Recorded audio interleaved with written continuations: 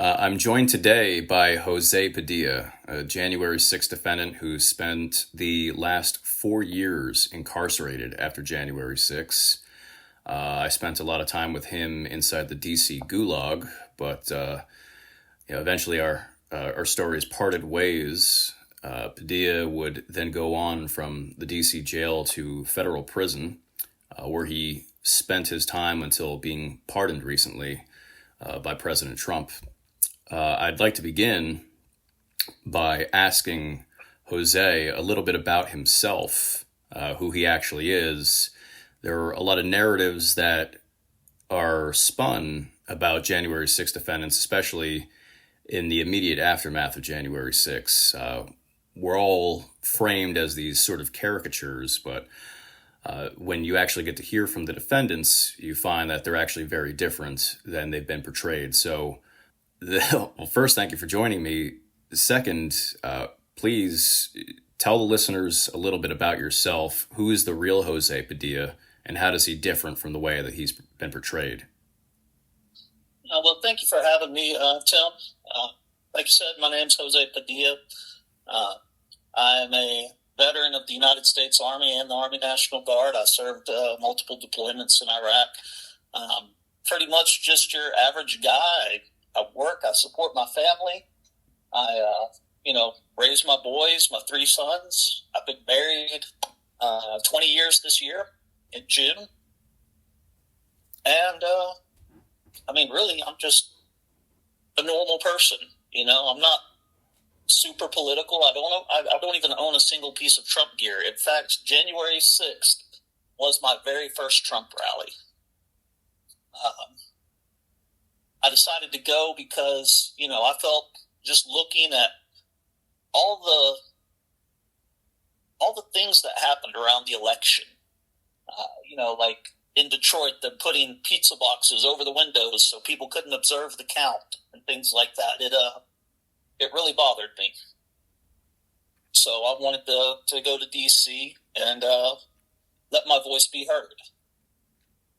Unfortunately, I didn't expect what happened to happen. After I got there to DC, that morning we were at the Ellipse, or I was with, I wandered off a little bit before Trump stopped speaking because I needed to find a restroom and get something to eat. All right, so you were at the Ellipse that morning to hear Trump's speech. So your motivation for going to DC was really about election integrity. You had questions about what was going on in the 2020 election. You saw a lot of the same oddities, let's say, that we all saw at all the various swing states. You go there to hear Trump's speech. You head out, you go to get something to eat, use the restroom. I think that's true for a lot of people. There were thousands and thousands of people who would go to the Ellipse and then they started leaving the area. And I think even earlier than that, from my perspective on the video I have, you could see caravans of people. And so everybody had a different perspective for what was even going on at the time. You weren't there joining a caravan. You were just going there to find a restroom. Take us from there. From start to finish. What is the day of January 6th actually like for you? How do you get from that point to the Capitol? Well, I was excited. I was there. It was it was my first Trump rally. So. I was just very excited to be there and be around a bunch of people who, felt the same way I felt. And then I had heard online that, shortly after Trump had posted the tweet talking about Jan 6th, the rally, I had also heard that there were going to be speeches at the Capitol and that Trump might be showing up there. So I started heading down that way. I guess is a little bit before 1 when I got there to the Capitol. And we're all walking up. I didn't cross a single barrier. I walked up a sidewalk all the way up to the front of the Capitol. And the only thing, I get to the front of the Capitol and I go to the West Terrace where the inaugural stage was, and some metropolitan, or not Metropolitan PD, but Capitol Police were there, and they're like, "Hey, whoa, y'all stop! You can't go up these stairs. Just walk back, behind these 3 or 4 stairs that came down next to where the media tower was." And as I was turning to do that, we'd seen some tussles up front. I guess around that time is when, oh Lord, I forget his name, the guy that got shot in the face with the Joshua Black. Yes. I guess shortly around that time that he got hit. So we're walking back, and then Metro PD just comes out from under the scaffolds, and you can see we're doing what the Capitol Police told us. We're walking backwards to where they said go protest, and Metro PD comes out from under these scaffolds and just starts spraying everybody. We're not even facing them, and they're spraying at us. And then pushing forward with the barricades and things like that. So I was a little incensed by that, but I didn't personally get sprayed much other than a little bit of gas in my eyes at that time. So yeah, my eyes were watering and I was coughing a little bit, but it wasn't bad. So I come around to come up to the line of officers, and we're just talking, saying things, telling them they're calling them traitors and things like that because they're supporting a illegitimate regime, things like that. And I have my hands on the rail, and I'm talking to one of the officers. And this, I think he was Metro PD. He comes walking behind the line of Capitol Police that I was talking to, and he slams his ass down on my hand that's on the barricade. Well, that got me angry. And after that, I kept following him, yelling at him. He's walking on. And next thing I know, I lost sight of him, this officer. And I turned my back. I'm getting ready to leave, actually. I'm was a little mad. I turned around. I'm getting ready to leave. And then the cops that were in front of me, while my back was turned, shoved the barricade at me. Well, I felt I was under attack at that time, so I turned around and grabbed the barricade and pushed back. And was beaten very badly for that. Was knocked unconscious. And when I came to, I was like, you know what? This has gone from being a protest about a rigged election to resisting tyranny. These cops were doing the wrong thing. So that kind of pushed me to try to get everybody to go forward and take the stairs of the West Terrace. From what I recall, you didn't just black out once. From what I recall, you blacked out about 4 times from the amount of time. Because they were beating you over the head repeatedly, correct? Yes, yeah. That was just the first time that I had an encounter with them. I did push on the fences several more times. They were beating me on the head.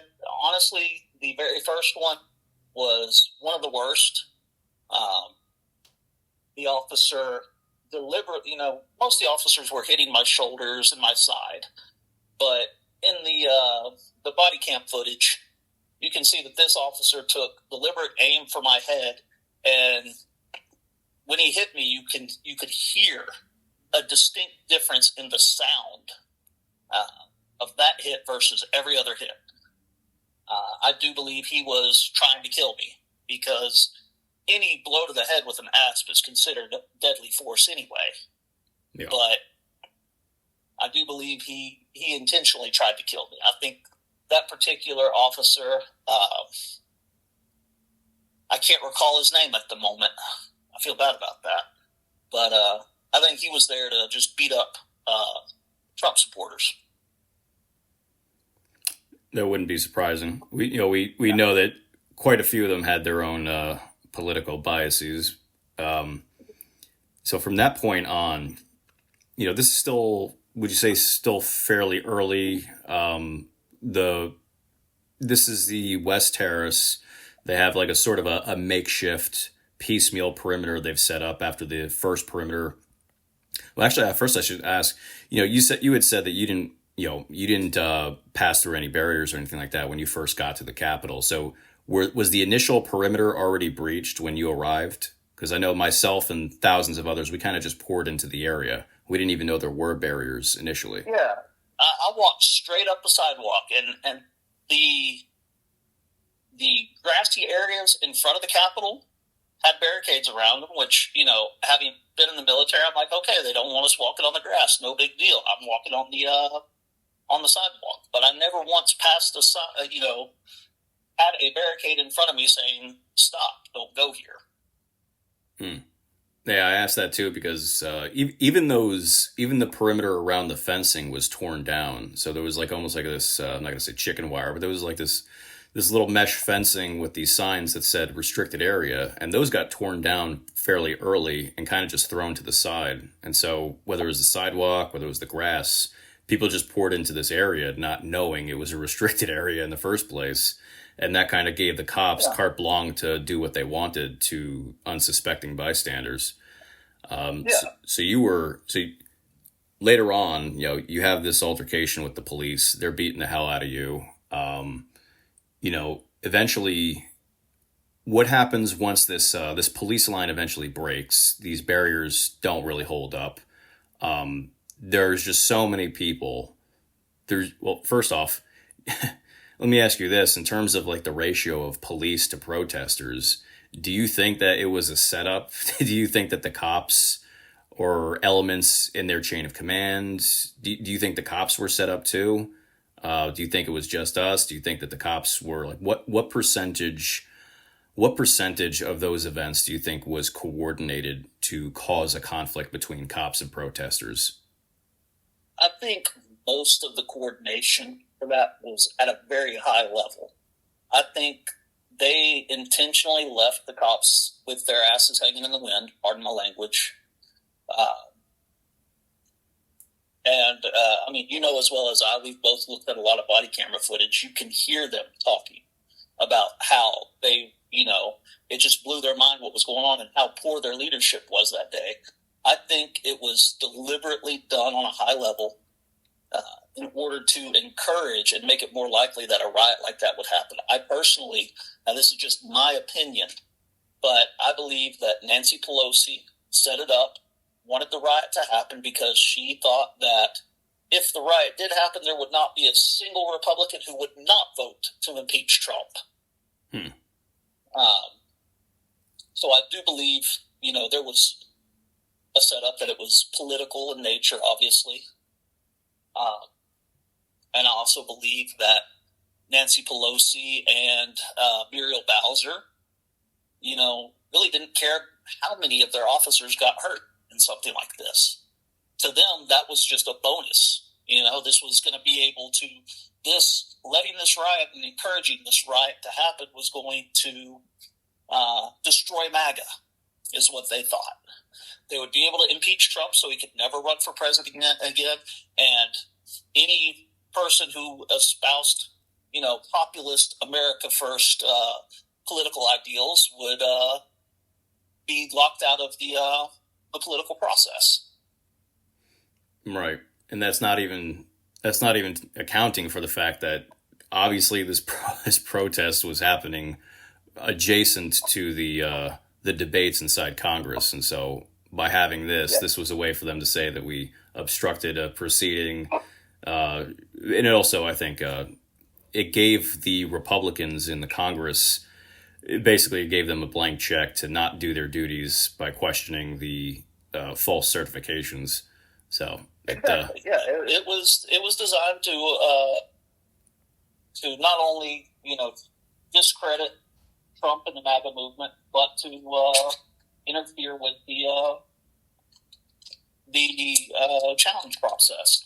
The constitutionally, or legally, I should say, the legal challenge to the vote process that was being done in accordance with the Electoral Act. Right. It's, yeah. Which begs the question, if we were there, to challenge results, that's not quite the same as trying to interfere with a proceeding. If anything, we were hoping that the proceeding would happen, not that it would be canceled or anything like that. So it doesn't. Yeah, exactly. The narratives of insurrection make no sense when you realize people were there for a protest, and if that's the case, well, the protest was supposedly to yield good results from elected officials, not the toppling of those officials themselves. So from that point on, there's the clash happening on the West Terrace at that perimeter. You're getting the hell beat out of you. Take us from there. You had mentioned, you had mentioned that this had happened to you several times. Your perspective of I'm here to protest that somewhat shifted to, well, I'm here to resist you beating the hell out of me. What? Well, it wasn't just me getting the hell beat out of me. You gotta, and I don't know how much of this you saw on the West Terrace. Well, you went inside, but I spent almost the whole day. Really the whole day from the start to finish out there on the West Terrace, and I saw women getting beaten and sprayed for no reason. It's one thing when a man gets hit by a cop or something like that. A man can take it, and I'm not saying a woman can't take it either. But as a man and as a soldier, it's my duty, to protect people and to especially, protect women and children. So after I first got attacked and I'd seen stuff like that, that's the main reason I kept going back, was because I would much rather the cops be beating on me because I know I can take it, as opposed to them beating on women or old men or anything like that. So eventually we pushed them off the lower West Terrace. They went upstairs. They kind of cell-phoned themselves there. They launched some tear gas, but the person who fired it had poor trigger discipline and fired it into his own people. And, of course, the wind blew it back in. So the line collapsed and withdrew to the inaugural stage, and then quickly withdrew from the inaugural stage into the building, which caused the infamous archway, or the tunnel, however you want to call it. The tunnel battle. Yeah. Which I recognized pretty early on that was a losing battle. That was going to be something that got people killed because of how deep the stairs were. So I really did just avoid that. And my whole intention was I didn't want to really go into the Capitol. I wanted to be able to be right there at the Capitol, beating on the doors, windows, so that the senators and the Congress people would know that we, the people, were there. Yeah, and you, the Lower West Terrace tunnel. I've watched a lot of video from there. My perspective on it changes. I was never there, of course, but a lot of people were, and so there were a lot of different perspectives of what happened there. So from the very beginning, people kind of just seemed like they funneled into there. And it also seems like over time, the mood changed as well. So there were different phases of it. There was the portion where Roseanne Boyland was there and people were fighting over her. There was a portion, I think, early in the beginning where people kind of wandered into there. And then I think the last portion was sort of where it was sort of an all out, just all out chaos. Yeah. Yeah. So from your perspective, you go in there. I don't know how much of this you can even remember with all the blacking out, but when you go ahead. So evidently, according to the prosecution, I don't know how accurate this is. I know, well, honestly, it does seem pretty accurate. I'm pretty sure I was one of the first people up on the inaugural stage. They say I was the second person up. The prosecution does. And I was up there, waving the flag, yelling, get up here, for freedom. And I'd had a video of that on my phone that they used against me as evidence. But when we first got up there, yeah, it was kind of, we went in and we pushed the door that was further into the archway and just kind of looked in and waved at the cops and stuff who, to be honest, there didn't look like there were many of them in there, but most people weren't trying to get in. But then slowly and surely the crowd packed in there and started pushing. Well, once they started pushing and I was getting crushed, I was like, I'm going to get out of here. And so I kind of rotated around, and there was like a flow. One side was going in and the other side was coming out. So I managed to get out without getting crushed. I know there were others who were nowhere near as lucky. But I was where I wanted to be, so I kind of calmed down right there. I recognized that there was no way we were going to get through the archway or the tunnel into the Capitol. I knew that a window had been broken, people were climbing in, but I felt like if I was going to go into the Capitol, it would have been disrespectful to go in any way except through a door. Now, we can argue about the respectability if after you force the door open, but I wasn't going to crawl through a broken window. But at that time, I guess maybe 30 or 45 minutes after we got up there, we started hearing reports about Ashley Babbitt being shot. And at about the same time we're hearing hearing the news about Ashley Babbitt, the cops had popped a smoke grenade or something inside the tunnel, and it had made a big boom, almost like a gunshot.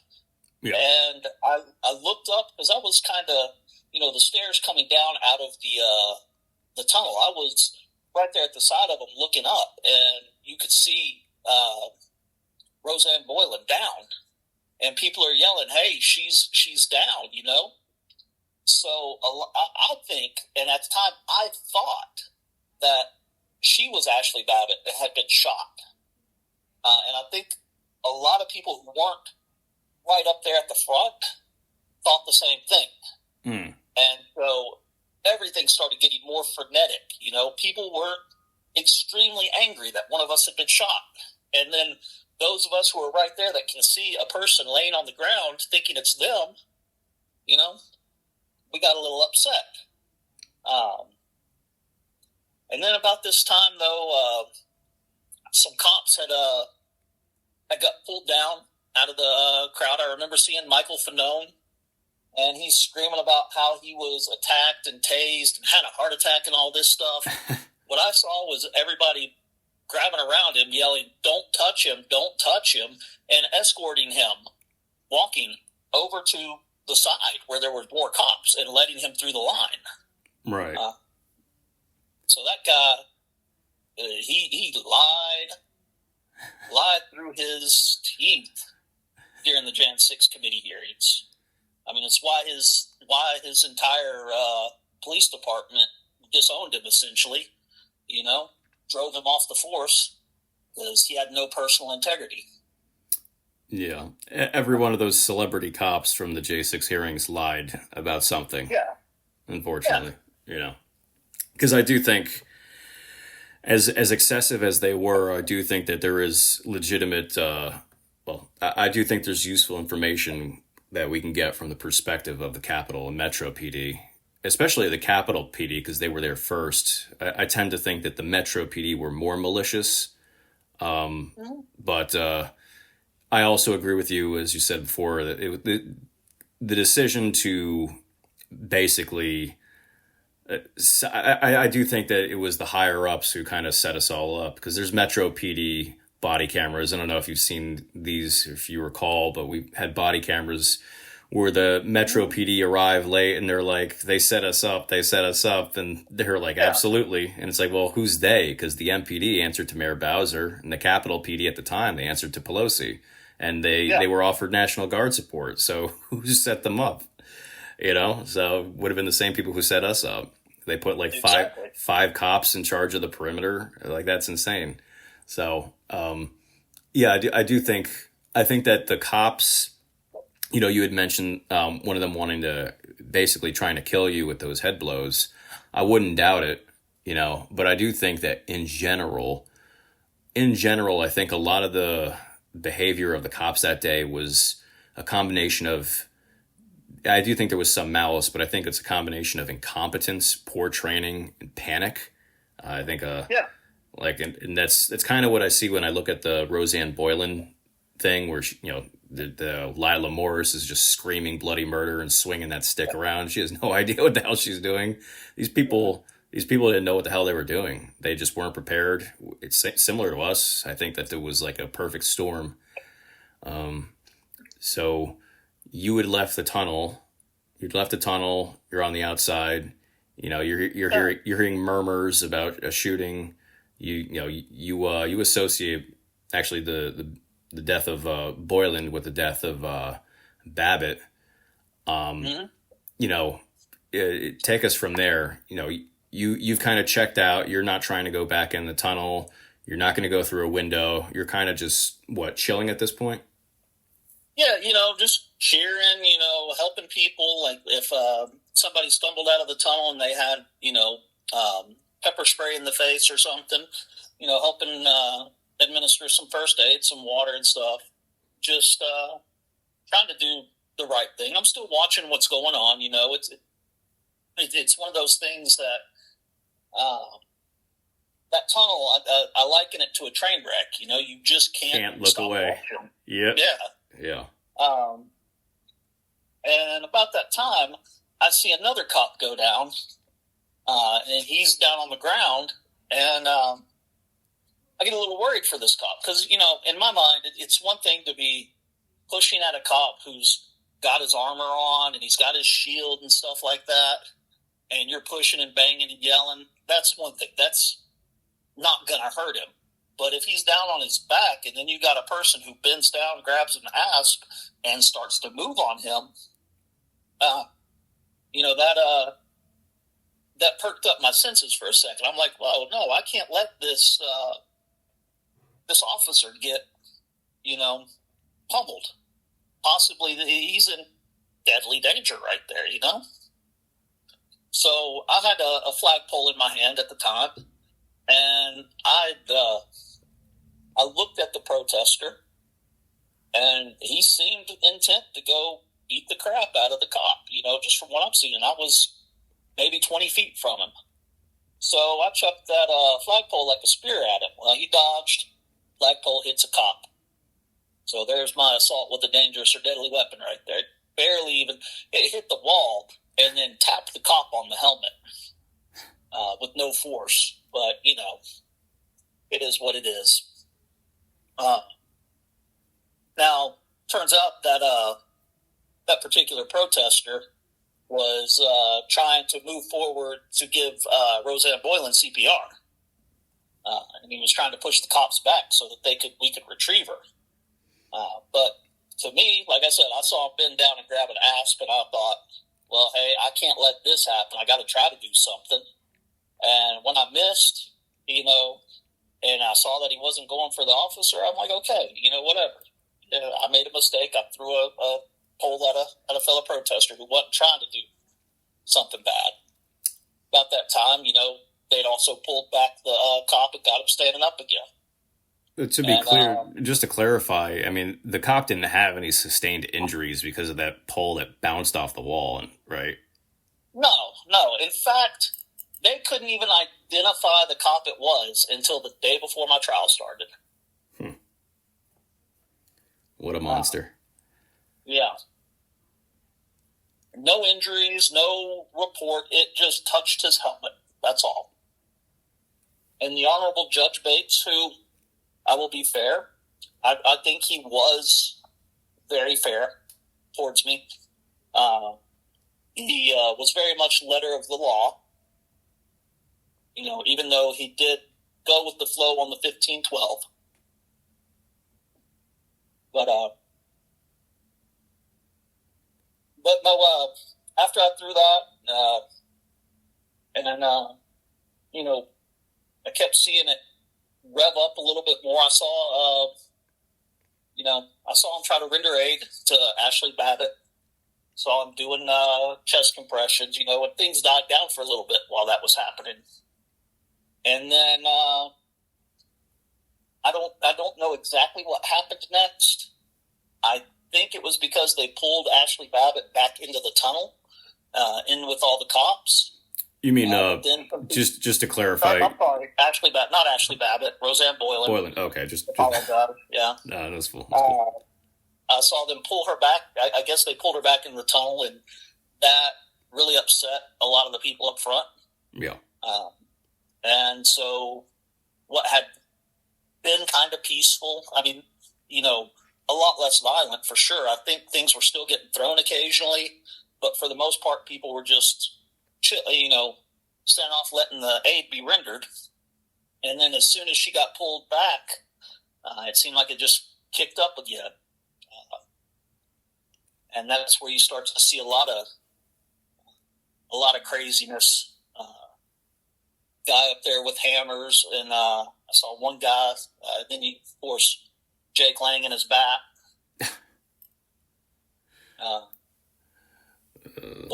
Gas mask Batman. Say what? His hashtag is gas mask Batman. Gas mask Batman. Which I gotta say is more creative than Big Blue Dude, or what was your? Are you Big Blue Dude or Big Blue guy? Which is it? Big Blue Dude. Okay. Big Blue Dude, yeah.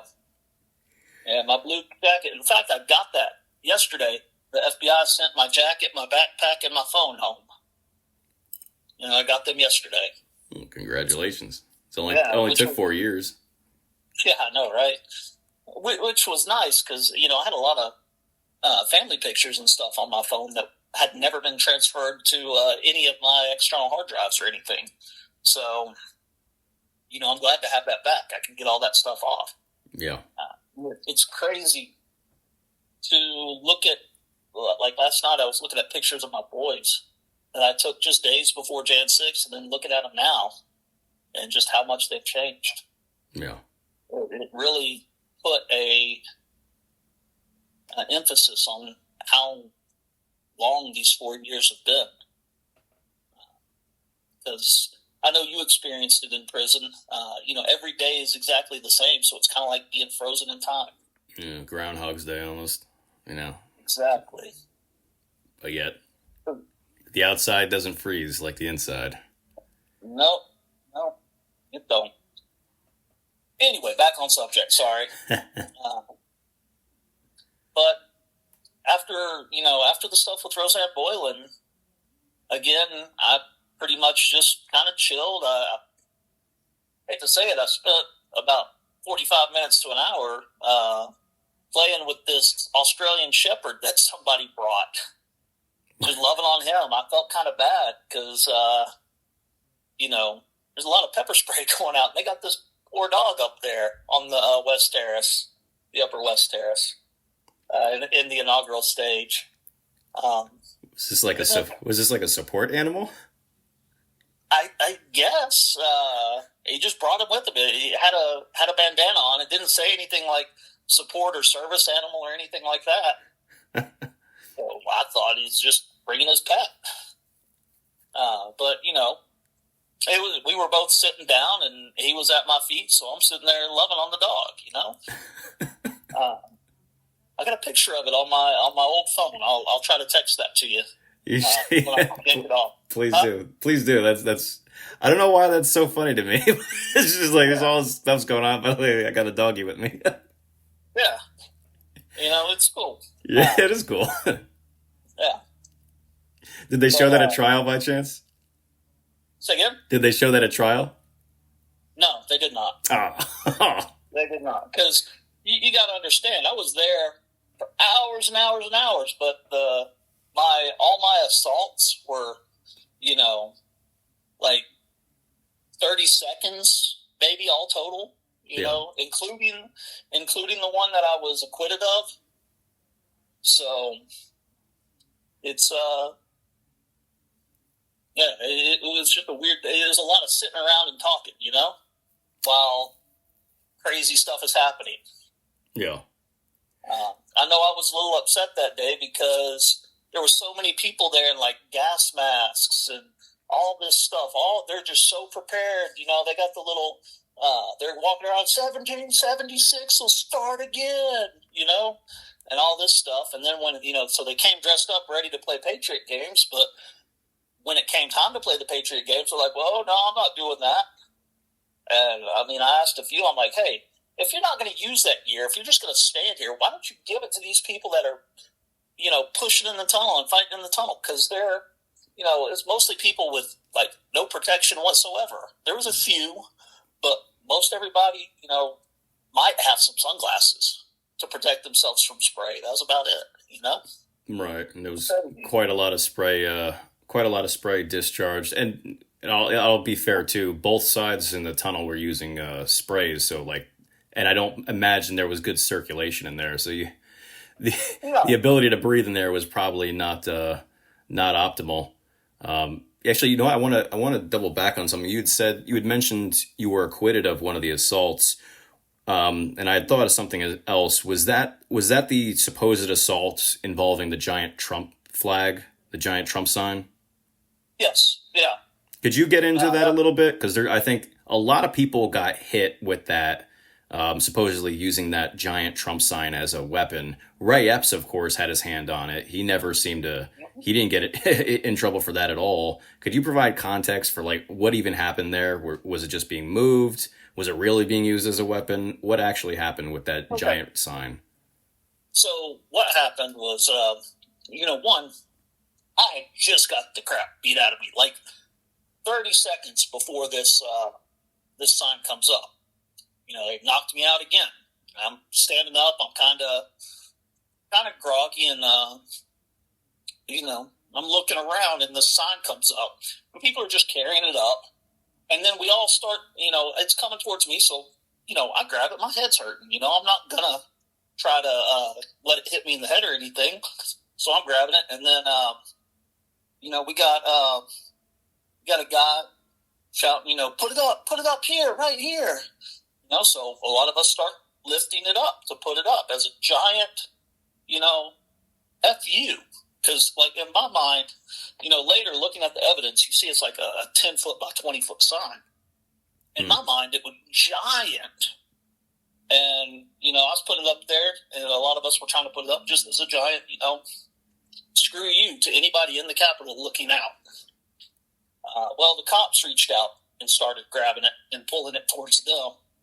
And I kind of got into a tug of war with the cops because I was trying to pull it away from them and put it up. And that's actually what got me acquitted, because my judge was, looked at it and he thought like I thought. He's like, look, he's pulling it away from the cops. How's he trying to assault the cops if he's trying to pull it away from the cops? In my mind, I just want to put it down on the ground and lift it up. But cops had other ideas. And I'm pretty sure the vast majority of people who had their hands on that sign, that was their intention, to put it up. But the cops, in my trial, one of the cops testified that he thought we were setting it up to be used as a shield to protect us from spray and stuff like that. Okay. And so it was one of the charges. Well, I don't even know why that would be an issue. They don't want to get sprayed. Oh no.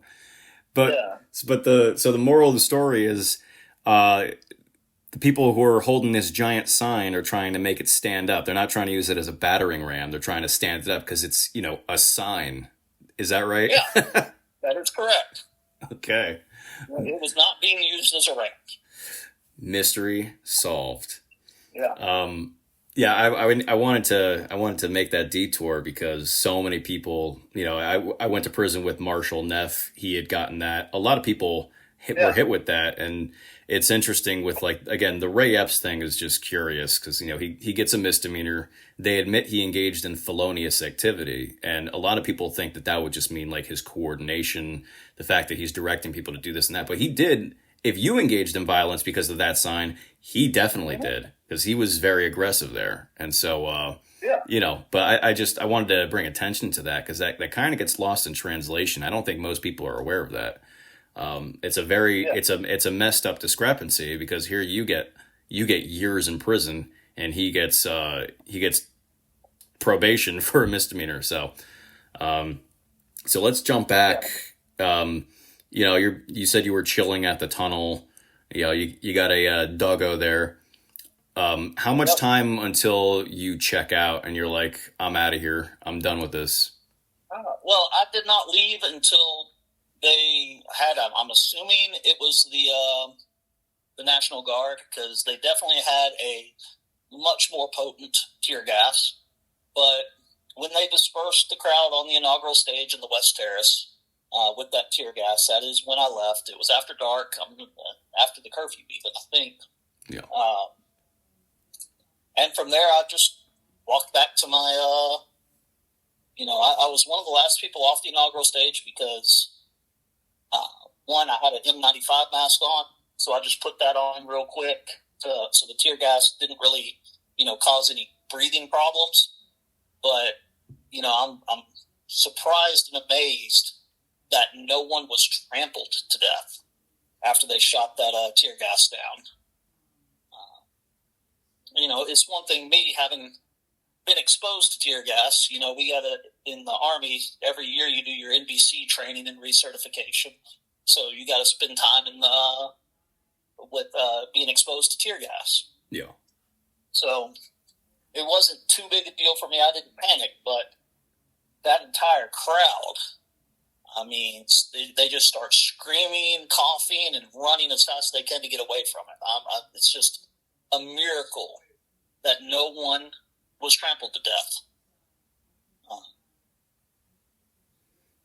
Yeah, I'm familiar with it too, and it is interesting. And even with just the regular sprays, like the OC and all that, yeah, even for like in the military and the security job that I had at the time, I had to get sprayed with that annually as well. But it's never fun. It's never fun, even for people who are exposed to it.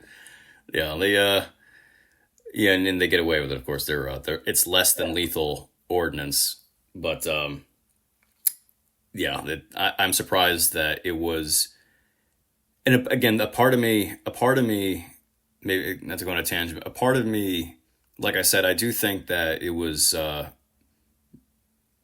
incompetence, for the most part.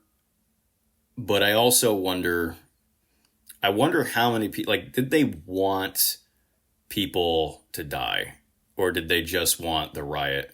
Because if it was truly an armed insurrection, there would have been more people there shooting guns, which didn't happen really, with a couple odd exceptions. But, the flagrant use of munitions improperly, it certainly got, if the desired result was to start a riot, it certainly accomplished that. But I do think, primarily it was a result of people like, Tao, a lot of those rogue officers. So I do think, I'm not sure how rogue that, what was his first name? Daniel Tao? Yeah. I'm not sure how rogue he was. I think he may have had some specific instructions, because he's a lieutenant now. True. He was a sergeant at the time. And he got promoted shortly after Jan 6. Yeah. So, despite, again, you saw the body camera footage like me, and you know that he had a, not an HR complaint, what do they call that? IA. Hmm. Every one of his videos was tagged with IA, Internal Affairs. So, Promotion. yeah, Yeah. that makes sense. Fell upwards. Or, that was just what he was told to do. Right. Because of all the people, he was the one that definitely had he was the most aggressive in his whole squad. I mean, it was one of his boys that I think tried to kill me with striking me across the head like he did. Yeah. Um, Do you know that officer's name, by the way? I know you said you didn't remember it. Do you have that written down anywhere in your notes? I do. I'm just not in a place right now where I can grab my notes easily. Yeah. Because my wife, after I sent it, as I was getting ready to leave, DC to go to prison, they put that stuff in storage. Hmm. So like my notebook that's full of all the crazy stuff that you can find on the body camera timelines is in there with it, and that's where all that info is. All right. We'll find that officer. We'll make him famous. Yeah. But again, I guess we kind of wandered off course, maybe. Rewind. Yeah. So you're there until about the time National Guard support starts showing up, and they start clearing people out with stronger sprays. What take us from there? Like, how does your night proceed from there? You leave Capitol grounds, and then I guess you go to your room. You have a hotel room. You go from there. Yeah, I walked back to my hotel room. It was kind of funny because as I was walking back, I got disorientated, and I saw this Metro PD cop, and I'm like, "Excuse me, sir. How do I get back to?" And I can't even remember what the name of my hotel was that day. I've got a lot of memory gaps because I was quite obviously concussed multiple times. Mm. But he gave me directions, so got me back on track. I make it to the hotel, and as I'm getting ready to go into the hotel, the elevator to go up to my room, a couple people start to come into the elevator with me, and then I see them wrinkle their nose, and they're like, "Oh, what is that?" That's when I realized that I was exuding the smell of pepper spray because I had been sprayed so much. I make it to the room, and I start stripping off to take a shower, which was the only reason I could move the next day because it reactivated all the capsaicin from the pepper spray. So it was like I had lathered my body in, pain cream or arthritis cream, whatever you want to call it. I guess it is pain cream if you think about it. Yeah, as I was stripping off, though, I glanced in the mirror and I can see, I'm just orange with pepper spray all over me, in my hair, across my face. And I'm like, it made me think. I was like, that cop, he knew exactly where I had been, and he knew I was in the thick of it, and he still just gave me directions to get back home. So, I was rather amused by that. Maybe he was amused too. Yeah. And I was like, this idiot's coming up here to talk to me, and I could tell he's been in a riot. Did he have a body camera on? He probably did. Probably did. Well, that probably... He's probably been fired now. Oh, my God, you let a Gen 6er go. From that point on, so what's the period like from this point on? What's going through your head? Do you think they're coming to get you? Are you just, waiting to see how the story unfolds? Like, what goes through your mind after the day of January 6th? And what's the period like up until you get picked up? Well, I kind of thought that, I was like, okay, I wasn't super sociable there.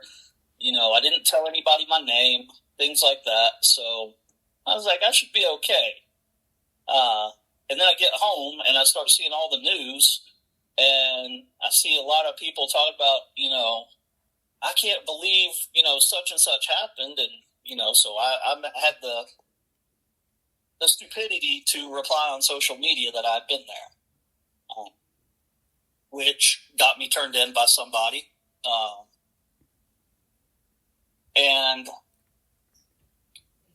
on the 13th of January is when the FBI knocked on my door. And, I open the door and I'm like, hello, how you doing? And they're like, hey, we got some questions to ask you. And I'm like, okay, well, I just want to let you know right now, I don't answer questions. I'm like, why? And I'm like, well, that's my right to not answer questions, correct? And he's like, well, yeah, but why? And then the female agent that was with them, with the male agent, was like, well, we're also trying to find out about stuff the cops may have did. And I'm like, oh my God, I know better than to, yeah.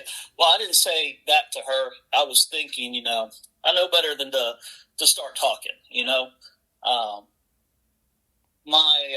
I guess first or second week of college, we all had to go attend this lecture with a lawyer from the Harvard Law School and a retired FBI agent.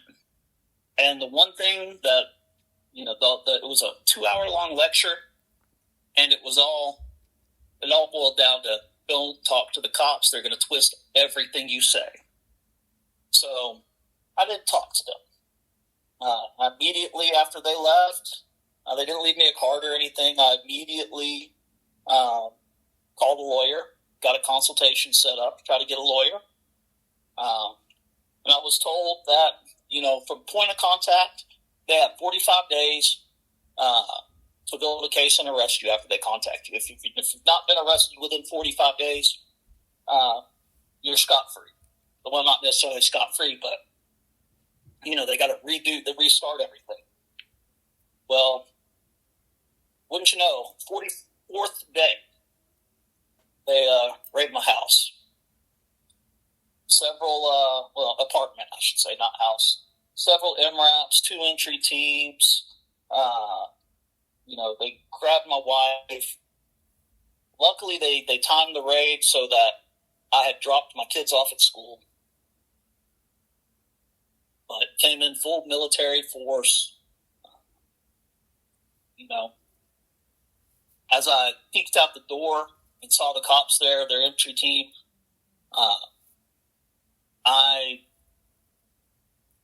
it's your urge. If you've ever been in combat, and you see somebody pointing a weapon, your first instinct is, oh, I got to dive to cover. This guy's going to kill me.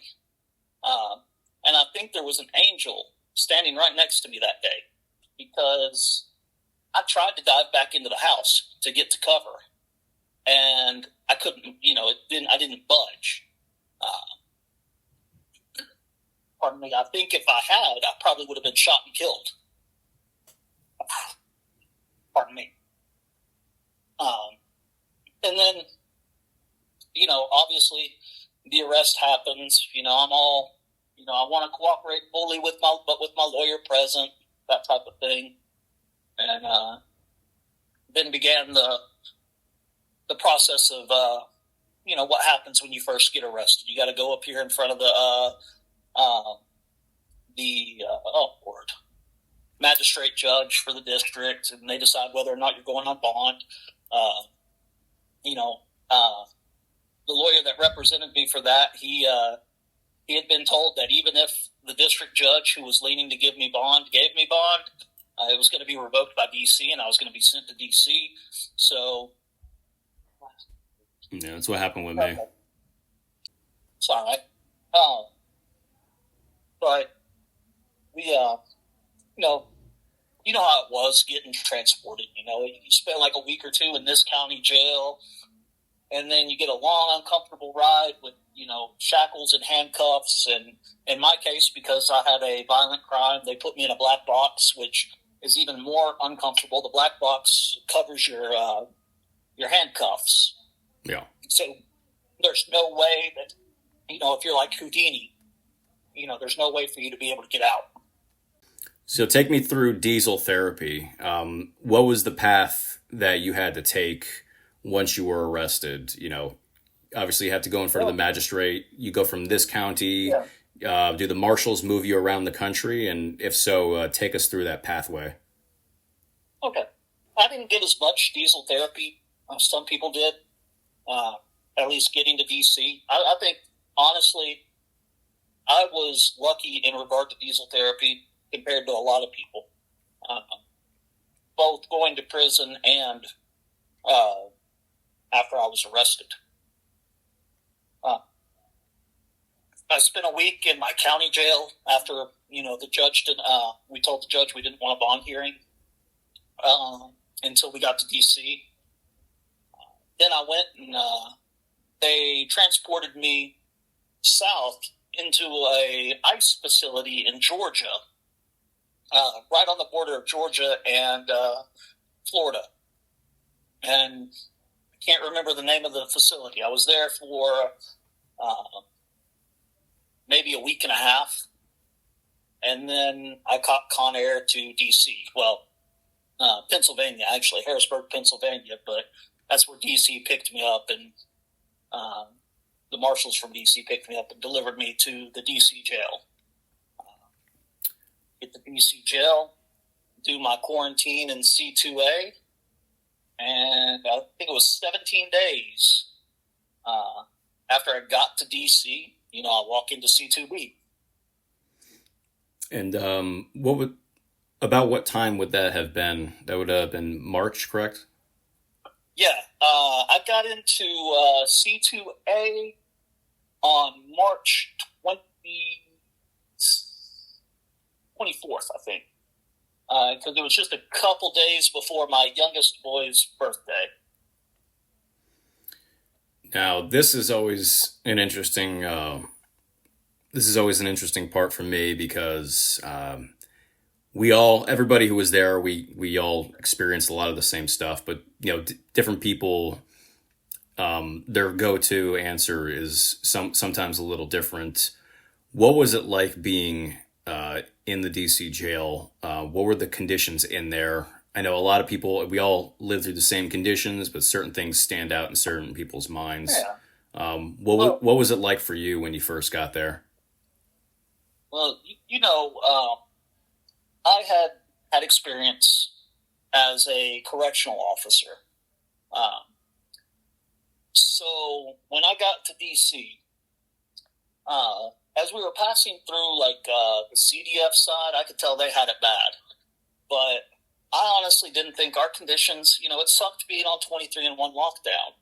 I'm not denying that. That did suck. But other than staff treatment, which, again, it seemed like it was only a few staff members, a select few staff members that were causing the problems. I thought that DC was actually, not bad at all. Yeah, the food sucked. And again, it sucked being 23-1. But, apart from a couple officers, the biggest problem I had in C2, in DC was really some of the other Gen 6ers. They would do things to make things worse on themselves. And they would force confrontations and stuff like that. It's one thing to confront an officer on something that's not, that they're doing that's not policy or that is blatantly illegal. It's another thing to provoke an officer hoping to cause an issue that you can get, compassionate media from the Republican side, from the conservative side. And there was a problem with that in my opinion. There was a large problem with that in our units there. You think there were a lot of people in there trying to stir shit in order to basically create, I guess you'd call it atrocity propaganda? Exactly. That is exactly it. And it was just a few people, but you know, I'm sure everybody by now knows their names. You got like Brandon Fellows, Jake Lang, uh, Screech, Lord, Mellis, yeah. Sandlin, DeGrave, yeah. Yeah, Mellis and Sandlin DeGrave, all them. The Cabal. The Cabal. Yeah, the Cabal, there we go. That we're trying to make things worse. And Mellis, what really pissed me off about Mellis, I kind of liked him as a guy, but, he's done time before. So he knew, what he was doing was wrong. Yeah. Well, here's an interesting thing, too, and this is from my perspective. I'll just throw this out there. When I had first arrived, and I think you'd probably agree, there was a lot of unity within that pod, it seemed, especially when we were really locked down and we weren't really as familiar with people as we thought. The question, like, later on, I always get shit for calling people out for being suspicious or whatever. But, I remember the whole question of who's a Fed, who's a rat, this and that other thing. That really wasn't prevalent until people like you started getting targeted. And I recall that certain people were trying to allege that. And what's interesting to me, and you know this, is that that's extremely fucking dangerous because you were a former correctional officer. That's bad enough if you go to prison and you get targeted for that. But then to be called, a Fed on top of it. And so it was really the bad actors in there who started the whole you're a Fed, they're a Fed thing. And so that kind of forced the question, and that ultimately led into a lot of the division. Am I wrong? Yeah. Yeah, you're not wrong. I would say you can't lay the blame on one faction or another or anything like that. There were some people who'd done time before and other, so they were already paranoid about everybody. And I think that caused a negative feedback loop. Our boy Pete, he was kind of suspicious about everybody too, and others who were just paranoid in general, I guess. And then back to square one, people looking to stir shit for their own benefit. For their own benefit, yeah. Oh, this guy beat me up. Well, you had it coming. This cop sprayed me. The only person that got sprayed for no reason was, oh, Lord. Fucking that lieutenant sprayed him, was kind of, excuse me, sir, I can't remember his name now. You remember when I think it was Veterans Day, and Brian Mock had staged a protest without telling anybody he was going to do it, and the dumb officer chased him around and unleashed an entire thing of mace. It filled the whole thing, and then Dan Caldwell ended up having basically an episode because he couldn't breathe. And that's what comes to mind when I think of like the antics that went on, where people. It's people that caused it. What happened to Dan was wrong. I mean, one, that lady, she didn't have to really spray Monk. He was just running from her. Yeah. But again, she was one of the few that just wanted to hurt us. So she always was just looking for an excuse to do something. She stole my mail once. That's about the only thing that really, really upset me there. Was when she stole my, somebody had sent me a Christmas card that I really liked. And I kind of lost it over that, kicked a huge dent in my door. It's funny how little things when you're in prison or in jail, especially if you've spent a long time, maybe spending 1 or 2 hours outside of your cell every day, if you're lucky, how little things like your mail makes you feel. Yeah. Well, Mike Curgio, he'd tell me this story I've heard it a million times about being in prison and someone who's like doing life or whatever. The only thing they have is like a pet spider, and if Yeah, someone causes the place to get raided and they kill the spider, that dude will lose his mind. It's like yeah, I could definitely see that. That yeah, yeah, they I don't think it was all the guards, but there were malicious ones in there, and they yeah. certainly There was a few malicious ones. Most of the staff there was pretty decent, I thought. and I think They were just trying to, it improved with yeah, time too. With the exactly. when, When they realized that we're not these race, you had a couple racists that came through, but the vast majority of us weren't racist. And again, they realized, oh, we're just regular people. We're not even criminals, really. We're not in there trying to, get one over on them or sneak some contraband in or anything like that. yeah, I think there was a lot of shock. Well, I think that a lot of them took January 6th personally because they were locals too. And so I think Yeah, they drank the Kool-Aid, but I think with time, like I'm not going to say his name, but Officer A, he treated us very well. yeah, So I think, yeah, I think I would agree with your assessment that the conditions were bad, but I think that what made it really intolerable towards the end of it was the people in there with us. I think I would say about a third of the people in there were just agitators and just made it unbearable. And I was so I just say like I hate to say it makes no sense to say it, but I'll just say like I was so happy to go to prison finally because I just wanted to get the hell out of there at that point. yeah, yeah. I was the same way. Yeah, I missed the I mean, camaraderie.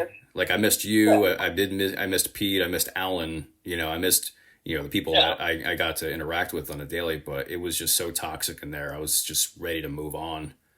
yeah. And it's crazy when I got to prison, especially like the last month before we got pardoned. We had a guy come in that had spent some time in C2A, or not C2A, but C3A. Because I don't know, I guess you were gone. Yeah. We actually got moved out of C2B and up into C3A because they had to replace all the toilets in C2B. Fellows strikes again. No. Yeah, Fellow strikes again. Yeah, definitely. Oh God. Well, that's what really the type of things that really make me mad about the time there. You have people shoving coffee up into their faucet and then turning the water on and recording it with the little evidence laptops and be like, "See, this is what they make us drink." Yeah, Right. coffee.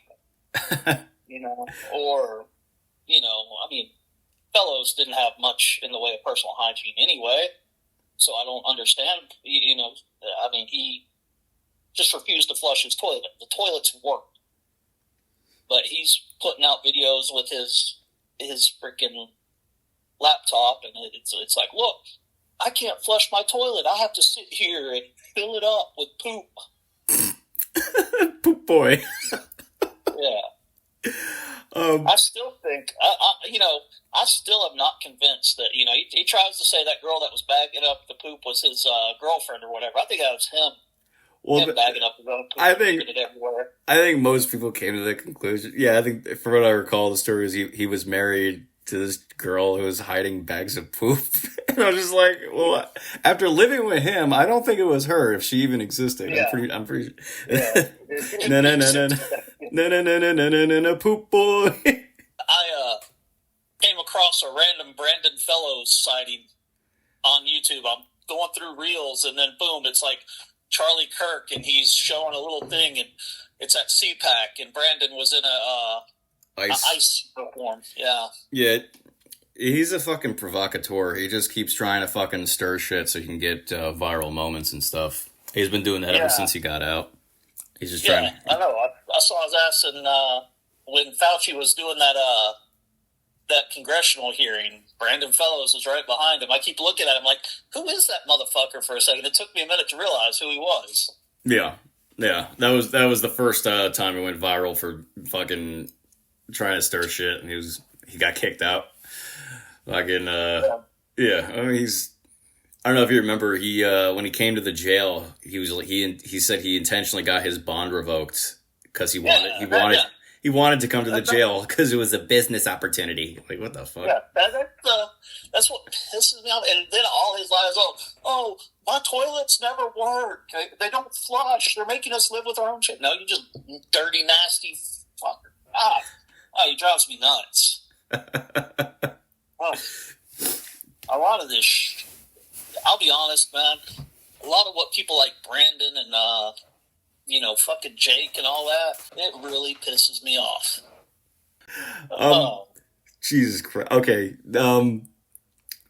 Rewinding a bit. So before prison, so take me through your mindset, because a lot of people, like, I went to trial, the Oath Keepers went to trial, Pete went to trial, you went to trial. A lot of people, I think initially in the beginning, there was this consensus that we need to fight. And, we can't yield. We need to get the truth out. We need to fight.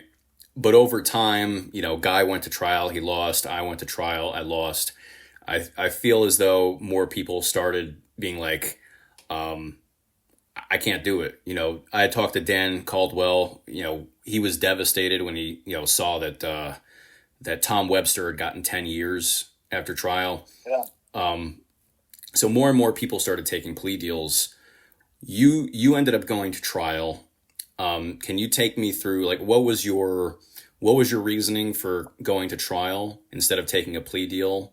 And then, what was your reasoning there? And did you decide to go with a jury trial, a bench trial? And what was your reasoning for that as well? Okay. Well, the easiest question on that to answer is, the kind of trial, obviously. I went to a bench trial because, we had a survey. The Public Defender's Office had put out a survey to the D.C., and 86% of the people in D.C. already had decided that we were guilty of anything we got charged with. So there was no point in going to to have a jury trial. So we asked for a bench trial, and the reason I asked for a bench trial is I really, if you get down to the letter of the law, and when I say letter of the law, I even mean like the interpretation that the circuit court gave to the 1512 and things like that. I was guilty of everything they charged me with except for one thing. One of the assaults with a dangerous or deadly weapon, which was the sign. The first plea deal they offered me, I refused because in the plea deal paperwork, it basically said that I had to affirm that Biden was the legitimately elected president. And I refused to do that because to this day, I do not think that he was legitimate. And I think the results of this past election shows that for sure. There was at least 12 million fraudulent votes in 2020. Because why would 12 million people hate Trump so bad and vote for Biden, but then not vote for Biden or for Kamala in 2024? No. Right. 2020 was a major outlier in election statistics. In every way possible, the bellwether, exactly. All of it. Yeah.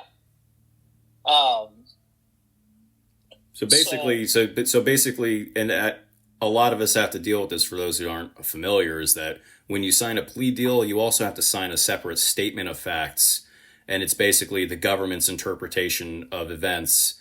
And if you don't agree to that statement of facts, no plea deal. Basically, is that about right? That is correct. Now, that first plea deal was only going to be for one of my assaults with a dangerous weapon, which was where I threw the flagpole at another protester but hit a cop on a ricochet. And I was willing to take that one because, if they had not had the stuff about Biden being legitimately elected, I could have taken that one because, like I said, to the letter of the law, I was guilty of that assault.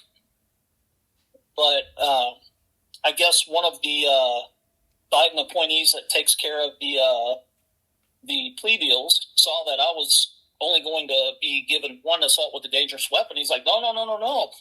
You got to make him plead guilty to this other assault with a dangerous weapon also, which I was innocent of. So I completely refused my plea deal because of that. Ended up going to a bench trial and being acquitted of that one charge because I was innocent of that charge. Like I said, I kind of felt differently from most people because I understand, when you look at things dispassionately, which the law is supposed to be dispassionate. And that is why I could have accepted a guilty plea for one of the assaults, because by the letter of the law, I was guilty of all those things except for the sign. And so I kind of trusted. I read a lot of my judge's opinions and things like that, and I realized that he was very much letter of the law instead of the spirit of the law, which, so I felt good with asking for a bench trial. And I wanted to present evidence, that obviously I was innocent of the sign. And there was a couple other things, I really, even though I could accept responsibility for the flagpole, I still didn't feel I was guilty of that assault because I wasn't really aiming at the cop. I didn't have assaultive intent on a cop at the time. But the 111B, as I'm sure you've probably had explained in other of these videos, it is the only assault law in all of American law, both federal and state, that is a general intent instead of specific intent. So because I had a general intent to assault somebody, then that makes it an assault on the officer, even though I didn't intend to assault the officer. Yeah.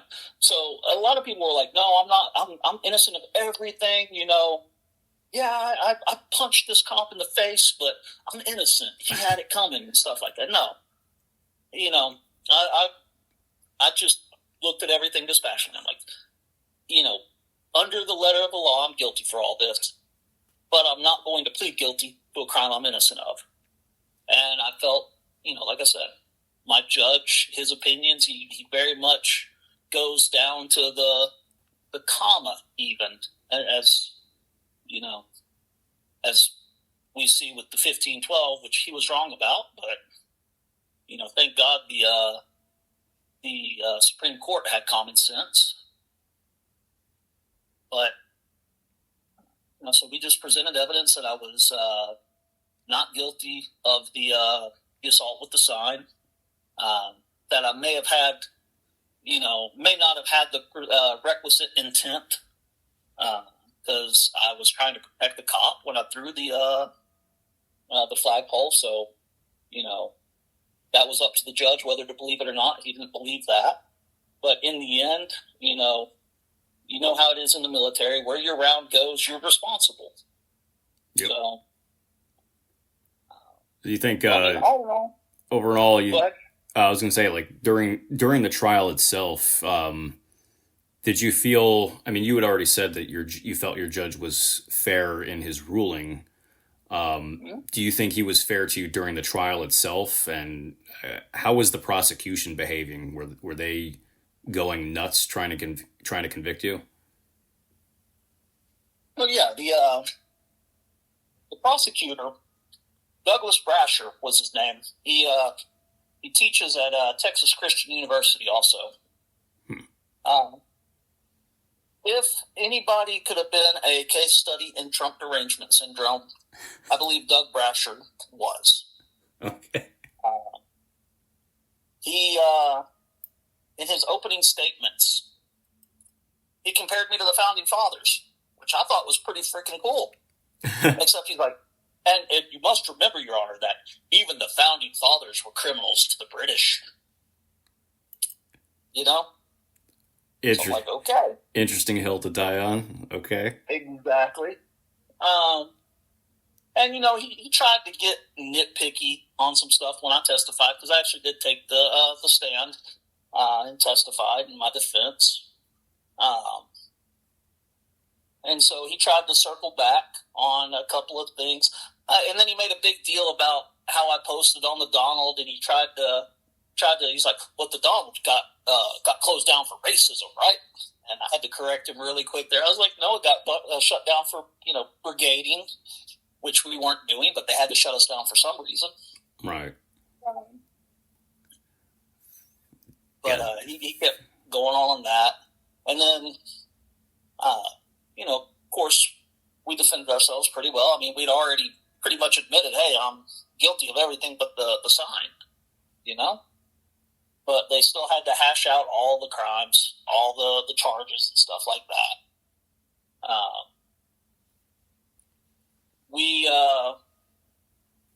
Like I said, I was found guilty of 10 of 11 charges, which was better than I could have expected if I had a trial. It would have been 11 of 11. And when I got sentenced a few months later, again, my prosecutor's TDS surfaced when he started reading a email he got from one of his students from Venezuela. What? And he's like, this Venezuelan student of mine, he writes how he's surprised to see that this is happening in America. He didn't think this, he thought this only happened in countries like Venezuela. And he did not realize, he could not see that his own student was reprimanding him, not me. My lawyer and I were both looking at each other like, does he not get that this guy is talking about him? Right. That's how deranged this dude was. And I mean, I hate to say it, as soon as I saw him, I knew he was going to be deranged because if you could imagine the Pajama Boy meme. Oh, my God. With the hipster mustache and beard. I mean, that was Doug Brasher right there. Pajama Boy meme. Did he have a fedora too, or? Never saw him wear a fedora, thankfully. But he had the waxed mustache, the big beard. But you could see he was a hipster. He was skinny, I'll give him that. He wasn't overweight or anything. But yeah, he definitely was a hipster.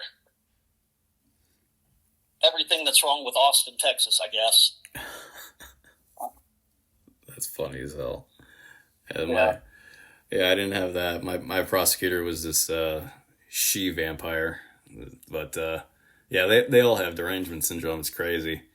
And did they ever get reprimanded? A couple times, during the trial. Judge was like, oh, you can't say that. Not a whole lot. Like I said, my judge, compared to of course I didn't see the transcripts for most everybody else's trials, but compared to the stories I was hearing, my judge was really, really good and fair. I know, obviously, my wife didn't think that, because that was more because he never gave me bond. But, it is what it is. So in terms of, so obviously I had left for prison in, I think in fall of 2022.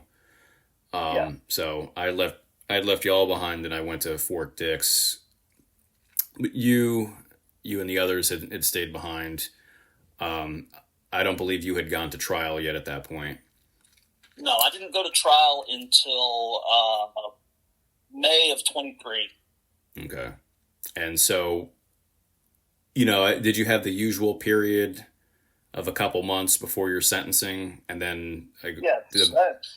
actually a little bit longer than normal, because my judge takes I'm assuming it's what he does every year, because the whole time I was there, every August he would take the entire month off. So instead of being sentenced in August, I was sentenced in late September, maybe mid-September. Can't remember exactly when. How soon after your sentencing did you actually get moved? Because I got moved probably within like a few weeks, but then other people it stayed about the same for everybody while I was there. You get sentenced, and 3 to 4 weeks later, you're, moving to your new place. Right. And that's how it happened with me. It was October 15th, I believe, that I got called up for transport. Had the whole fever check for COVID, and got out of there. It was a quick drive when the marshals picked me up. It was the other side of the diesel therapy getting to prison. I heard horror stories when I got to prison from some of the other Gen 6ers that were there where, it was months that they were, they'd stay 2 weeks at this county jail, 3 weeks at that, back and forth. But the whole time the marshals picked me up that morning in October. I was on Con Air, landed in Oklahoma, and went to Cimarron, which was a core civic facility, the Cimarron FDC. And I was there 2 weeks, and then I was back on Con Air and landed in outside of Detroit, Michigan, and found my way into Milan FCI. What was your time in prison like? Was it better than jail, or was it just as bad but just in a different setting? What was that like for you? No, it wasn't bad. I'll be honest. Bedtime. It was a weird place where I was at. There was politicking going on, but not a whole lot of politicking. The yard I was on was actually a SOMP yard, a sex offender management program yard. So, of the 1,400 people that were on that yard, only about 300 of us did not have sex crimes of some sort. That's a lot of chomos then. Yes, it is. And I sometimes think that Grand Prairie, I was like, oh, he hates chomos, so let's put him with a bunch of chomos and see what happens. Because it makes no sense for me to be, there's like 25 loads within 250 miles of where I live. So why send me 700 and something miles to Michigan, Yeah.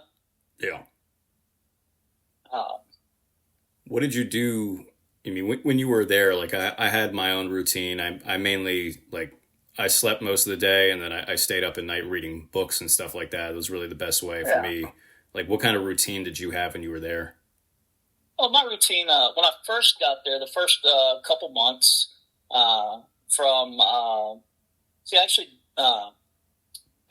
Milan has an FDC attached to it, so I spent a month there. I got there on Halloween, and I left, and I moved over, next door, we called it, over to the actual prison on the 1st of December. So from December to March, I just I was in an open dorm, and I just kind of chilled out, did the same thing you're talking about. I played games on the little tablet, a ton of Andor's Trail,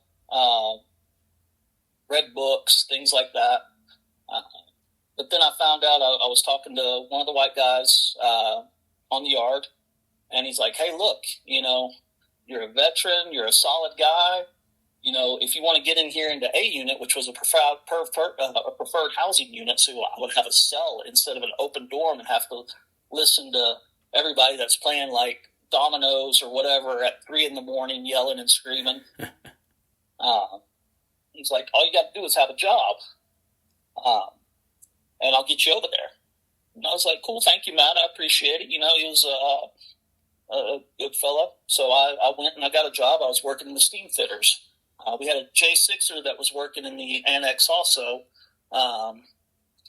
and he was working for HVAC though. So he got me in there. I got moved over to A unit, and so I had a job. Did that job for a couple months, and then the counterterrorism office in D.C. calls up calls up the SIS there at Milan, and he's like, "Hey, you gotta tell the annex to fire this guy.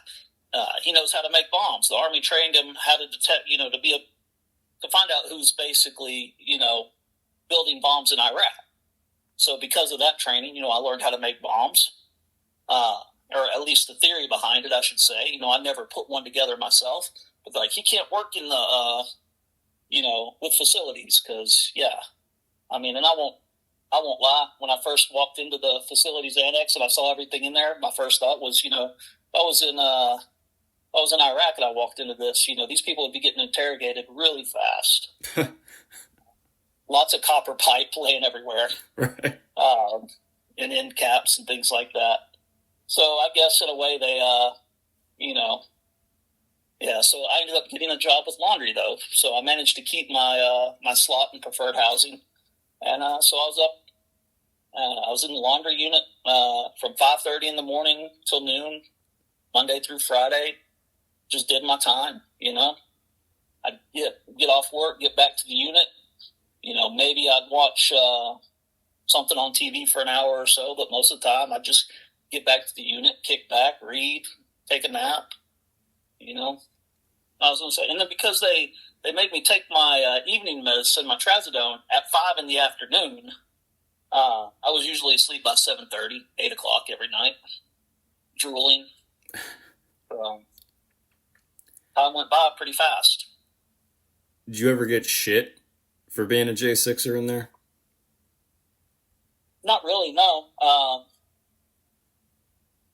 A lot of the guys in the white car, I don't know if you've explained this to other listeners, but it's racial politics, racial and state politics in prison. So the white guys tend to band up with the white guys if their state's not represented in the prison. Yeah. And Tennessee wasn't. So everybody, there was like 5 of us from Tennessee. So we all rode with the white car. We had solid paperwork. We weren't chomos or rats. So, most of the people didn't really care that we were Jan 6ers. There were a few that didn't like Jan 6ers because, again, some of these Jan 6ers that we have are horrible people. I mean, even compared to criminals, it's surprising. We had one guy that, straight up, he'd make a big deal. He's like, "Well, everybody in the white car is drug dealers and stuff." And I'm like, "Yeah, and you're sitting with the chomos. That's a lot worse to me. Because these drug dealers ain't holding the gun to people's heads and saying, 'Come buy these drugs.'" This guy was in the car and he was allowed to sit with the chomos? Well, no, they actually forced him to sit with the chomos. He could eat dinner with us, He sat with the car for all things outside of the unit, but for TV time, he didn't sit with the white people. We made him sit back with the chomos because he said chomos, he thought they were better people than the drug dealers. What the fuck? Okay. Yeah. Strange guy. But Yeah. most of the Jan 6ers were weird like that. There were a couple of us, some had done time, some hadn't, that, I was repeatedly told that I was the only Jan 6er worth a damn in the prison that I was. Because, you'd have these people that talk a big game, chomo this, chomo that, I'd kick his ass this, I'd kick his ass that. But when they're checked, backed off, bitched out every time. That's incredible. And, that's insane. Yeah. And they knew, that I stood for what I said, If you come up to me and you know how it is in jail. There's certain things you can and can't take. And they knew if they came at me wrong, I would take care of it. I wasn't going to bitch out. Right. Yeah, there's certain things, pacifist or not, there's certain things you just can't let slide in prison, or it's never going to stop. Yeah. Yeah. Yeah. So we, a lot of the people in a lot of the Jan Sixers in prison, they'd never been in prison before, and they thought they were big shots because they were Jan Sixers, and they didn't understand, dude. You're in jail just like everybody else. You're in prison. Yeah. You're not better. They were a lot of them were entitled. You're not famous. Yeah, exactly. You're crazy, stupid for attacking police. That was the general consensus. But well, let me ask you this. You were in Michigan. Your family's from the South, and so I'm aware of like how much of a pain in the ass it was for you to get visits. But I mean, would you mind like going into a little bit of like overall jail, prison, this whole ordeal? How was being incarcerated? How was being incarcerated for 4 years? What kind of a toll did that take on your family? It's taken a massive toll on my family. My wife. I took care of a lot of things with the boys and in the house, and all of a sudden, she's used to, well, this is my lane. I've got to do this. Jose will take care of that. And then boom, it gets all thrown on her. And, there's all that stress. There's, we ended up losing the house we were in. We got evicted. They said that it was because of violence. And we broke the lease because I engaged in violence in Washington, D.C., when the lease only referenced violence within the apartment complex. And then, there's been a lot of familial issues while I was gone. It's taken a terrible mental health toll on my wife. She's slowly working through it all. And she's still having, you would think, oh, it was 4 years ago. Really it was only a month ago that this ended, Mm.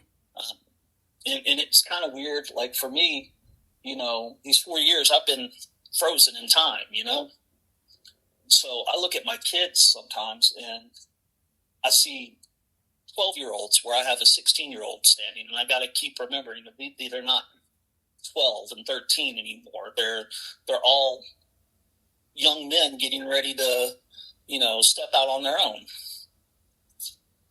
And they've missed all this time with me. I've missed all this time with them, able to shape them. It's just been terrible. Yeah, and you can't get that time back that unfortunately you lost with them. I remember being in jail with you. God, I think you probably called your family 3 times a day. Yeah. Yeah, I wasn't able to do that in prison, obviously. Just the way things, prison's always crowded. We had 4 phones for just shy of 300 people in our unit. Yeah. So I would usually get on the phone once a day, once every other day. Sometimes, I've got a little bit of problem with patience and standing in lines. So sometimes a couple days would go through until I could find, walk by and, oh, there's nobody in line. So, yeah, now I'm going to make a call. So it was a huge, huge change, hate to say it, in D.C., I didn't get to see my family while I was in D.C., but I could feel a little closer to them because, I could call and talk to my wife about serious things in the morning time when the kids aren't there. And then in the evening, when the kids were out of school, I could call and talk to my boys and things like that, where it wasn't always feasible to do that in prison. Yeah. Then, because, all those calls are monitored. Didn't at one point the prosecutor say something like, well, Padilla, he talks to his wife so nicely or something like that? Yeah. He made a comment that he really enjoyed how respectful of a relationship my wife and I had over the telephone. I guess he's used to hearing people yelling and cussing 24/7. Yeah. Well, Well, you melted the heart of your prosecutor. Good job. Well, that wasn't Doug Brasher though. That was my first prosecutor. He was a young boy, Jacob Strain. Hmm. I think he was pretty much just fresh out of law school. Yeah. And he got transferred to something else. I don't know what happened to him. Well, I have a theory, but I'm not going to share that theory right now. I think I've shared that one with you, though, haven't I? I think I might remember that. And it's bad, you know. How can I remember his name so easy? But like people I lived with 2 years, I'm like, oh God, what was his name? That's what I hate about the problems I've been having with my mental acuity ever since January 6th. It's like I can't. I'm terrible with names. Terrible with just memory in general. Some things though, I'll just latch onto like an iron vice again, like I did before January 6th. But I mean, Well, it's been a month since I've been in prison, and I can't really remember half the names of the guys I was in the car with. Yeah, that happens. You know, I like for me, when I was locked up, I was always hyper aware. You know, and maybe it was paranoia or whatever, but for me, like I knew especially that I was constantly. It wasn't a theory. Like I knew people were constantly trying to set me up, so I had to be aware of everything. So I didn't have. Yeah. But there was a part of you, like I think this too. Like there's a part of you that just kind of shuts off. Like there's a part of, like you lose a part of your.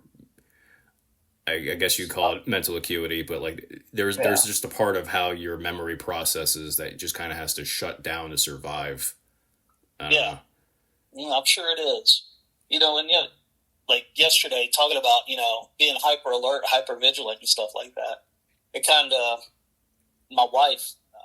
We had to go take care of some business with our investment brokerage because my account had been closed due to inactivity.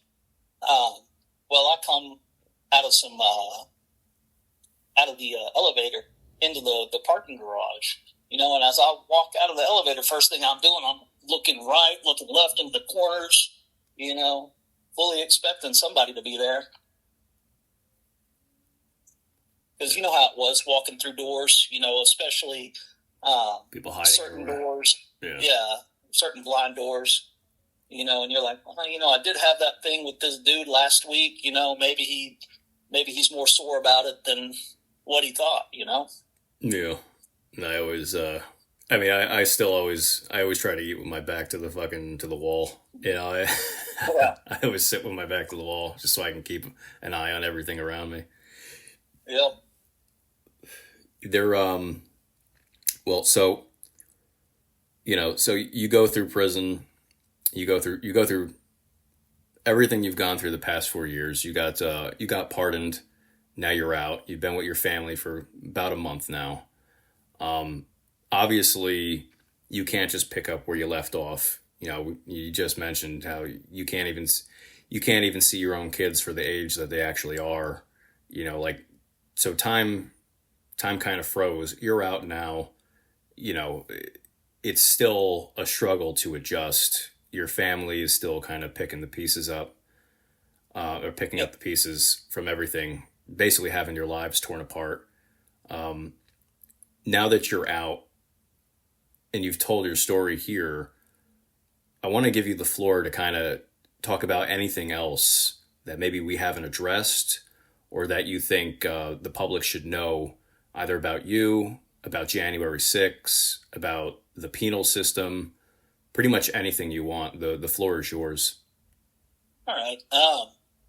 Well, we've already discussed our theories on why January 6th happened.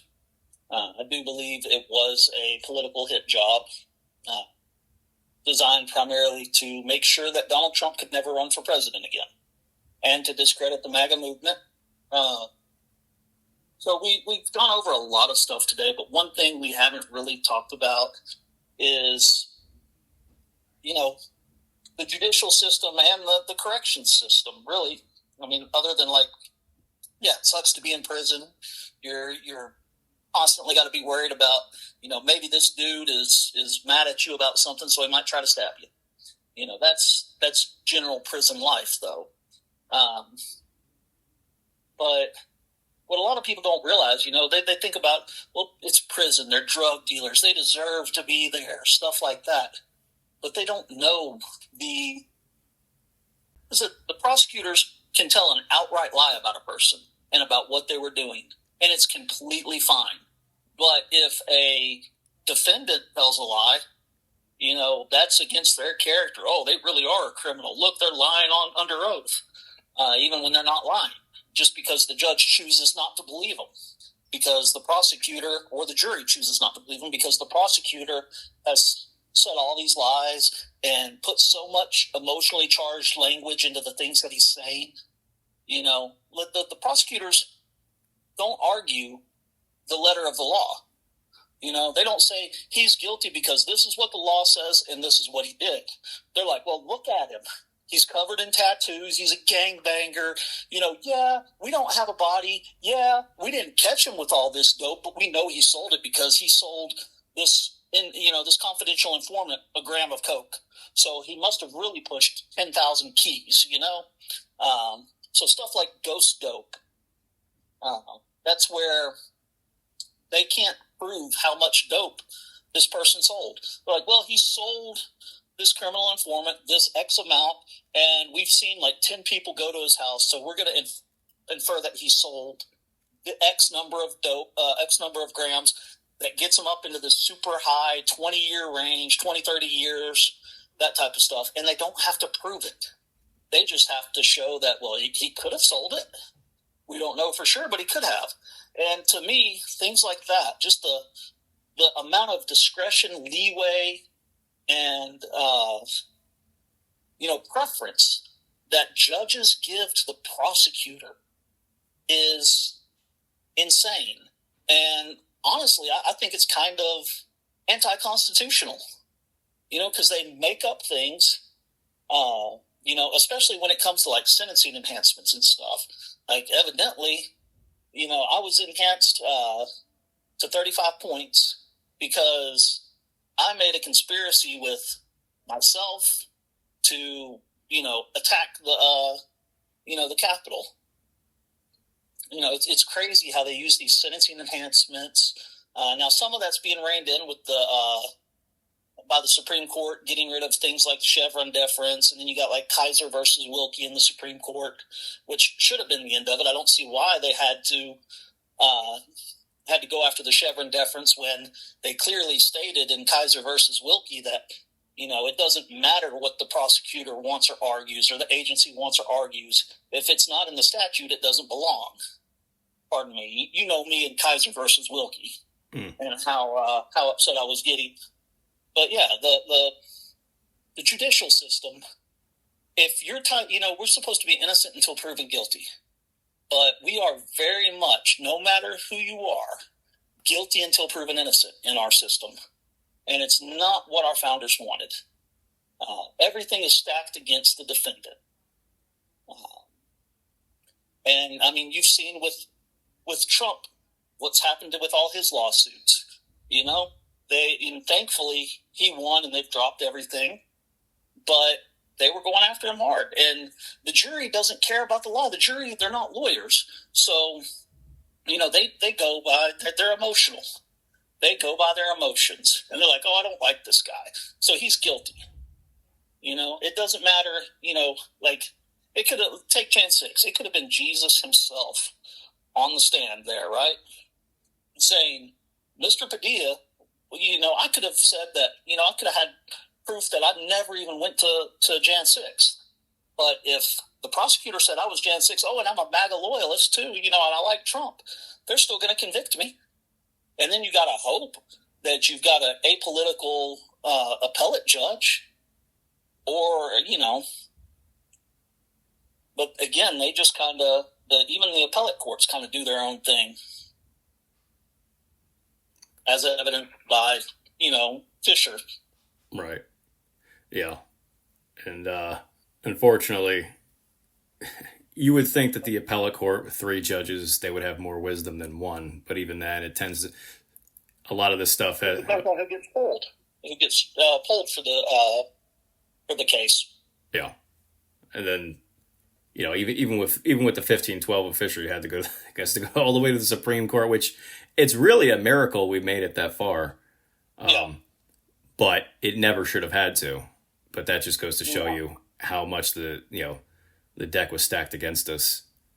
But yeah, it was people aren't going to understand unless they've been through it. But unfortunately, well, I think fortunately now that everybody's out, especially you live through it, you can tell your story. It's I can't wait to show your notes too, because like Guy, Jess, me, like we watched a lot of video, but you did a lot of research on case law, and even your own lawyers were impressed by how much research you had done. And the truth is that not everybody in the world can be a Jose Padilla. Not everybody's as smart as you. And I would say you were one of the smartest people in that jail. And so seeing how much case law you were able to dig up, not everybody can do that. And it's such an uphill battle because you have decades and decades of case law that potentially could help you. But the average person, they didn't even want to give us access to the law library for a while. They stripped the law library of a lot of, I think this was in December of 21. They had just stripped the law library of a lot of its options, which limited our ability to, build cases. So yeah, I mean, we could pretty much find DC circuit stuff. No, we couldn't even get the DC circuit. We could get DC district, and I think the only appellate court I could ever get anything out of the appellate circuit when I first got there was like the Ninth Circuit, which has no bearing on DC. Right. Yeah, they intentionally at every they just tried to kneecap us every chance that they could, but we were persistent enough. What's funny is I remember I had a hearing, Zoom hearing in court. And I had mentioned to my judge, they just stripped all these features from the thing. And my judge, McFadden, he was just like, oh, well, I'm sure it was an accident or whatever. I'm like, no, it was definitely, I know how the, these systems work. They definitely went in there and did it intentionally, whatever. And then immediately, as soon as I got back, they put all the stuff back on there. I was like, oh, well, that was nice. That was nice of them. We caught them in a lot of things like that. But, well, hell, I guess, so with that, I guess this is a good place to wrap up. Padilla, you were, like I said, one of the smartest people in there, if not the smartest. And I always appreciated having you around because you were good conversation, and you were one of the few people who actually understood the things that I said. And it was funny too. Yeah. I remember I was in prison at the time. And Cindy had she was reading me a message over the phone, and I guess you had sent her a message over the tablet, and you had basically said the same thing. He said, I wish Tim was here because he's the only one who I can have a real conversation with. And it was funny. Yeah. I felt like that for a while myself, and I was so glad to leave there, but I did regret that I couldn't bring everybody with me. But I'm glad that you're out now, and I'm glad you can start, rebuilding your life with your family. And I'm also happy that you get to tell your story here because you have a very compelling one. And despite the whole violent insurrectionist nonsense, you were the victim on January 6th, and it's not very often that people get to hear the story about a man who spent years behind bars after he was victimized by the police. And it's not very often that people get to hear a defendant really, really verbalize why the law was not executed the way it ought to be. The average person doesn't know the law, and the average person doesn't know case law. But you trained yourself in that. And that, I think, made you one of the most, for lack of a better term, one of the most valuable partners to have inside that jail. So I thank you for talking with me, Jose, and I'm looking forward to fixing the justice system in the future, because I think you and a handful of others really know where, let's say, where the bodies are buried, so to speak. I disavow the,